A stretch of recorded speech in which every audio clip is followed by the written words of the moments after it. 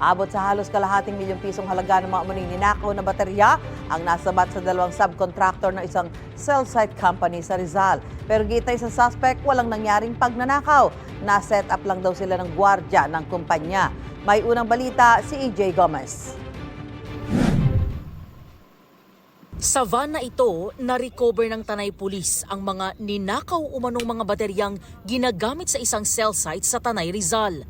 Abot sa halos kalahating milyon o 480,000 pesos ang kabuang halaga ng mga nasabat na rectifier batteries. Ayon sa pulisya, isang tawag ang kanilang natanggap mula sa isang kumpanya ng cell site sa Barangay Plaza Aldea noong Martes at sinabing ninakawan sila umano ng dalawang lalaking nagtatrabaho bilang subcontractor ng kumpanya. Naaresto ang dalawang sospek na kinilalang si alias Lennon, 31 anyos, at alias Eman, 35 anyos. Binigay po yung detalye ng sasakyan and upon response po ng tropang nagpapatrol, na intercept po nila itong sasakyan ng mga kumuha ng battery. Doon sa loob, nakita po nila yung mga batteries na nandun po sa loob ng kanilang sasakyan. And immediately po, hinold na po ng tropa. Nakatoka raw sa maintenance ng cell site ang dalawang sospek ayon sa pulisya. Base sa investigasyon, ibinibenta umano ng mga sospek ang nananakaw nilang mga rectifier battery sa mga may bahay na gumagamit ng solar panels. Giit ng isa sa mga sospek, walang nangyaring pagnanakaw. Na-set up lang daw sila ng mismong mga guard sa nagreklamong kumpanya. Napag-utusan lang ng guard na may ilabas na isang scrap sa telco company, ma'am. Wala pong nangyaring nakaman kasi ang akala namin, legal yung pinapalabas nila sa amin. Yung pala, paglabas namin, bigla kami dadakipin. Kaya para set up talaga nangyari.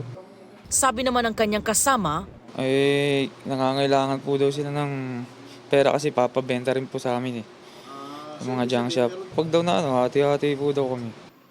ayon sa pulisya, base sa ulat ng nagreklamong kumpanya, nasangkot na ang mga sospek sa dating insidente ng pagnanakaw ng mga baterya sa kanilang cell site. May mga 2 o 3 beses po itong nangyari.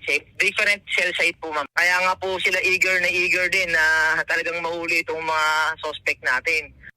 Sa custodial facility ng Tanay Municipal Police Station, nakadetain ang dalawang sospek na mahaharap sa kasong qualified theft. Ito ang unang balita. EJ Gomez para sa GMA Integrated News.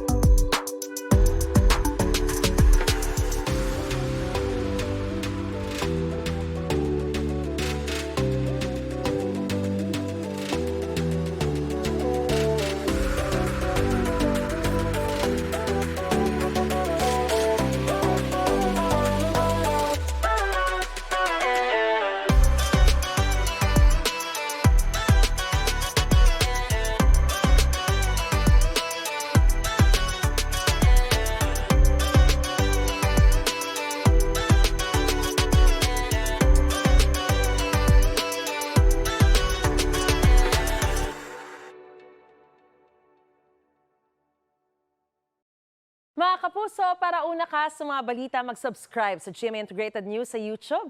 Sa mga kapuso abroad, subaybayan niyo po kami sa GMA Pinoy TV at sa www.gmanews.tv.